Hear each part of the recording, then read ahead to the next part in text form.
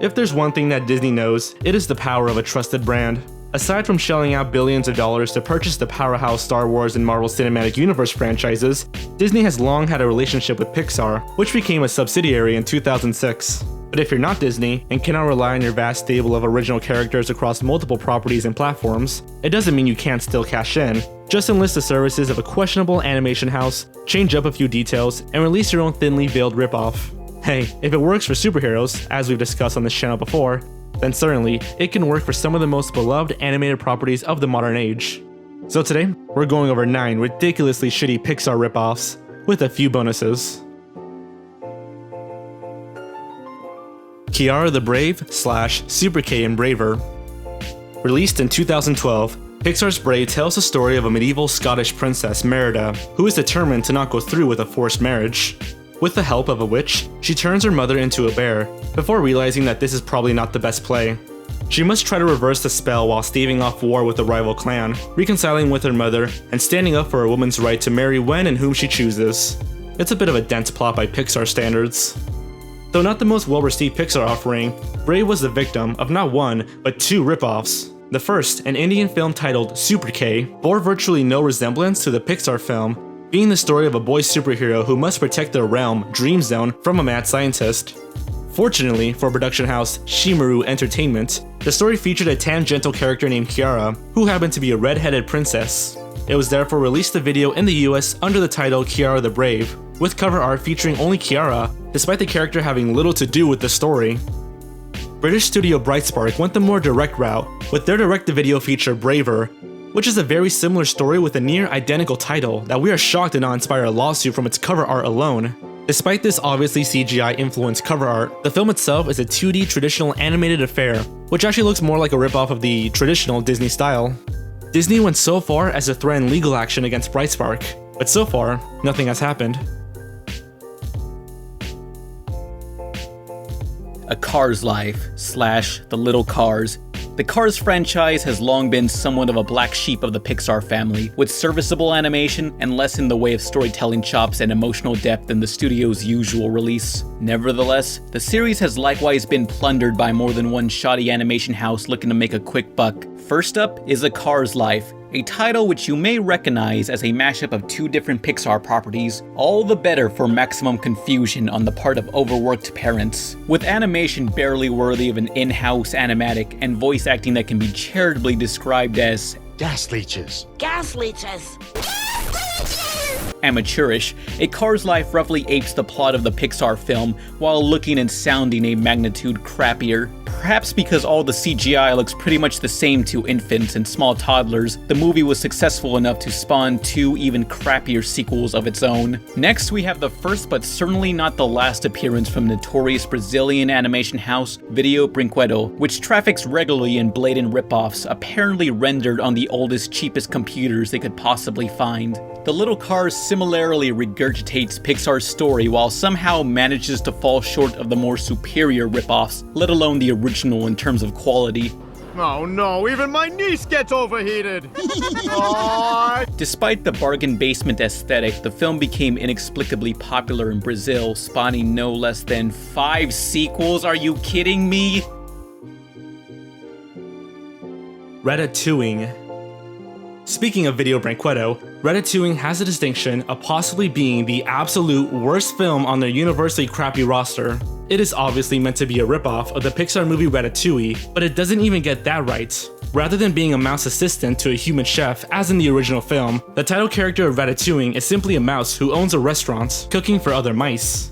Won't you please offer the chef my usual compliments for tonight's exquisite dinner? It's marvelous!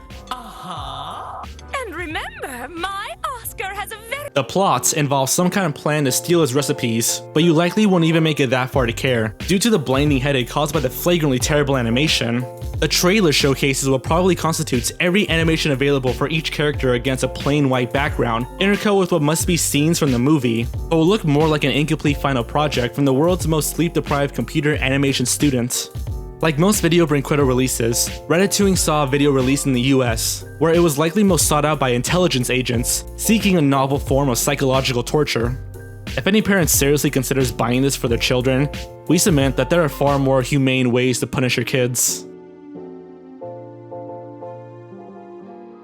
Wings. Tonight on Wings! Who cares? If Cars is the black sheep of the Pixar family, then Planes is the uncle in prison. Though it was originally scheduled for a direct-to-DVD release, the spin-off of Pixar's least loved series got a 2013 theatrical release and turned a healthy enough profit to inspire Lionsgate, a somewhat reputable studio, to dip their toes into the mockbuster pool with their own ripoff, Wings. It is hands down the Ferrari of animated mockbusters, meaning that the animation, while certainly not approaching Pixar, doesn't suck quite as badly as one might expect from the ripoff of Planes, for crying out loud. The surprisingly professional and coherent voice acting is even supplied by some recognizable talents such as Hilary Duff and Rob Schneider. Note that we did not say you'd recognize them in a good way. Given its recognizable, if comparatively cheap corporate sheen and largely forgotten source material, it's safe to say that Wings may very well be the only mockbuster in existence that could legitimately be mistaken for the real thing. What's up? Balloon to the rescue. You may recall in a previous video that we cited the Asylum films, Sinister Squad, and Avengers Grimm as perhaps being the only example of a mockbuster studio ripping off one studio for a film that serves a sequel to another film ripped off from a rival studio. Yeah, we were wrong.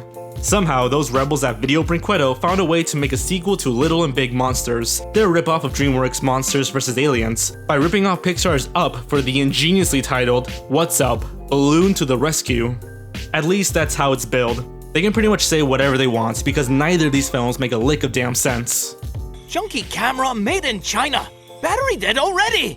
Arigato. No problem, but arigato is Japanese. I'm Chinese. My name is Ching Ling. Sure, there's an old man and a flying house tied to a hot air balloon, which is, I guess, more practical than hundreds of little balloons, especially from an animation standpoint. And there are monsters because this is ostensibly a sequel to a movie about monsters, but don't try to make any sense of it. Just revel in the dire straits, money for nothing era CGI, confused and fried and broken English voice acting. It's just you and I. The correct phrase is me and you. And the sounds the monsters make.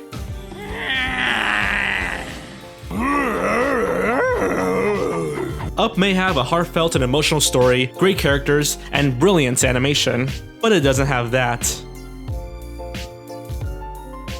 Sharkbait. Or perhaps not. Sharkbait was a joint US-South Korean production that likewise sported a comparatively huge $10 million budget, was distributed in the UK by Warner Brothers and the US by the Weinstein Company, and had bona fide voice talent on board. All of this in service of a story that shamelessly plunders elements from several popular films, including Finding Nemo, The Little Mermaid, and of course, Shark Tale. Although the title was only a few letters off from that DreamWorks film, the plot borrows most heavily from Nemo. An obnoxious little orange fish loses his parents and enlists the help of some friends to find them, including a goofy blue fish who is male, just for the slight differentiation from the source. The budget was obviously blown on the cast, including Evan Rachel Wood, Rob Schneider, again, and Andy Dick. Long before the animators were even hired, the animation is worse than bad. It's wrong. It looks as though someone with no animation experience or desire to be an animator was forced to learn the skill at gunpoint. Unsurprisingly, the film was panned mercilessly upon its theatrical release and grossed only a few million more than its meager budget. It stands with Planes as one of two experiments in major studio-backed mockbusters, experiments which we hope are never repeated. Bug Bites, An Ant's Life. In the late 90s, there was a brief trend of very similar films being released by competing studios: Armageddon and Deep Impact, Volcano and Dante's Peak, and of course, DreamWorks' Ants and Pixar's A Bug's Life. Tiny Outfit Sterling Entertainment took advantage of the potential for confusion and their ancient computers to produce Bug Bites and Ant's Life, ambitiously ripping off two popular films while not so ambitiously looking like a kindergarten's art project come to life. The incredibly lazy and occasionally disturbing animations are complemented by backgrounds that sway and wobble in a sick, drunken fashion, perhaps a window into the mind state of whoever animated this. The loopy background music is similarly more unnerving than cheerful. With a little more effort and minimal tweaks to the tone, there might have been an effective animated horror short buried here somewhere. This beast was dumped directly to DVD, interspersed with some public domain cartoons, all of which viewers found to be of significantly higher quality than the movie itself. Not that that's saying much really. Tiny robots, If you squint, you can see how the character designs in Video Brinquedo's magnum opus Tiny Robots kinda resemble those of the robots in Wall-E. The Pixar film's characters were reasonably simple by their standards, and it appears as though the animators behind Tiny Robots put some effort into making their designs similarly clean and futuristic. Well, make that all of their effort because it's obvious that none was applied anywhere else. The backgrounds, simplistic as they are, can seem to flicker and waver even in parts of the trailer, which we have to assume use the most polished scenes. The human characters look like vague blobs, and the villain appears to have been loosely modeled on a Darth Vader action figure that must have been lying around the studio. It is impossible to ascertain the plot from the trailer, even though it tries very hard. Unfortunately, the IMDb page is of no help. Or is it? The apparently official plot description reads simply, quote, "This is a shitty movie about a dumb thing," unquote. Toys, aka Toy's Story.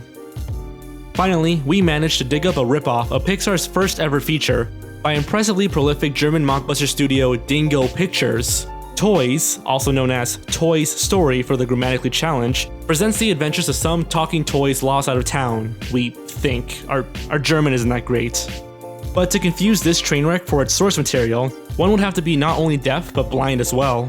To call the animation bottom shelf would be an insult to bottom shelves everywhere and everything on them.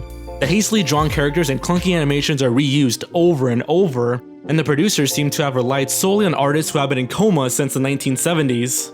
This animation style lends a surreal, disjointed feel to the proceedings that the rapid-fire, unintelligible dialogue, for English speakers anyways, does nothing to help. Dingo Pictures are notorious for reusing many of the same backgrounds and character animations, not only within the same film, but in all of their films. So if you like the vibe of Toys, we encourage you to check out the rest of their catalog, and would like to inquire out of pure curiosity what the hell drugs you're on.